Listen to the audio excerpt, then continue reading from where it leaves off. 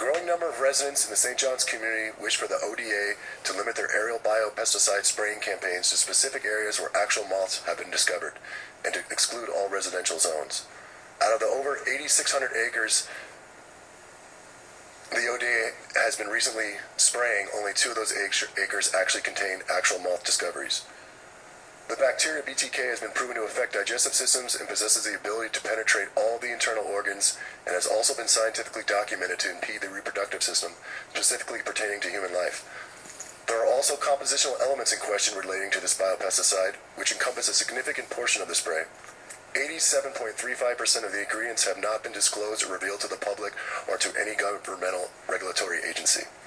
As mayor, would you allow for these aerial biopesticide campaigns to be conducted on human populations? Why or why not? We'll start with Bim. No.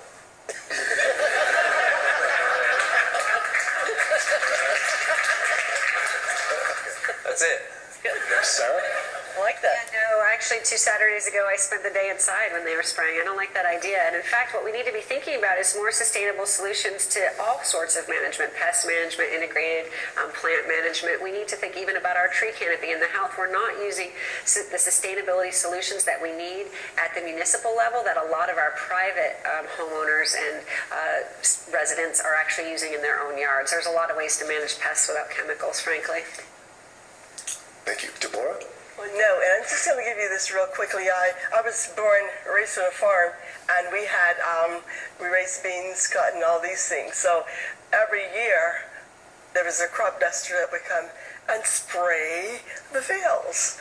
So, you know, not realizing years ago the effect that these certain things can have on us. So I'm sure they did then. But in this day, no, it's time for change. Thank you. Sean? Yeah, I don't think you're going to get a yes to that question, honestly. But we can talk about... Jessie? You can come right after me. What I'm saying is, we can talk about the air quality, right? And a lot of people want to talk about the air quality. I'm not a big fan of starting new bureaus. I mean, we do have a Bureau of Environmental Services. They concentrate on water and brownfields, and that's awesome. But we can add a responsibility to them. But I think it goes down to the communities. I mean, I can say no as the mayor, but it should go to the communities. They're the ones that should have a say in what they want in their communities. Okay. Are you guys going to say yes or no? No. Yes. I'm extremely concerned about a lot of the chemicals that we're using, and in fact in the legislature I was chair of the Energy and Environment Committee. I helped pass bills that restricted the use of neonics, the kinds of pesticides that have effects on bees and our pollinator population. I also helped pass the ban on Deca-PBDE, which is a carcinogenic flame retardant. We have to get ahead of this and have better toxics regulation. The mayor, unfortunately, doesn't have regulatory authority over the Oregon Department of Agriculture, but can certainly have input into state processes, and I would use the office to have input into state processes.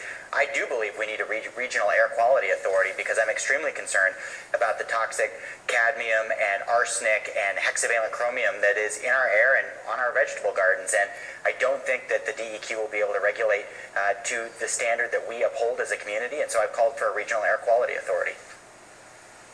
So no, I would not support the indiscriminate spraying of BTK, and I also support a local regional air quality authority in order to make sure that we have local control over the pollution that is dispersed into our community.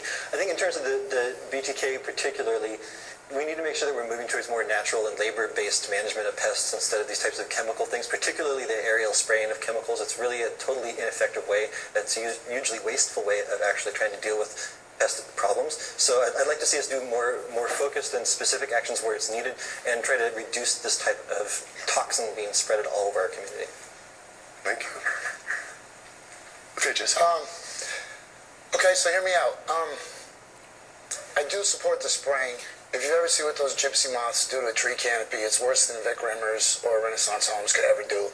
Could we dump some BTK on Vic Rimmers, please? There was only 4 moths found on those 8,600 acres, only 4 total. So, they spread, and when you're trying to contain something like that, just like a fire, like Sean would know, you can't just deal with the immediate trees that are on fire. You have to build a tree line so that you can contain it. But what I think the city really failed is they didn't get the message out in a good enough manner.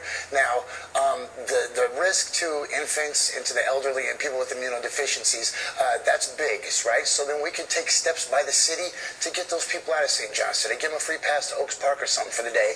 Get the spraying done. Kill the moss, save our tree canopy, spray some on Vic Rimmers.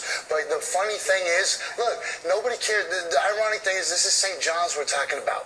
Okay, nobody gave a crap when there was black people living there by the shipyards and the coal mines, or the coal processing plants and all the pollution that affected the communities of color for all these years.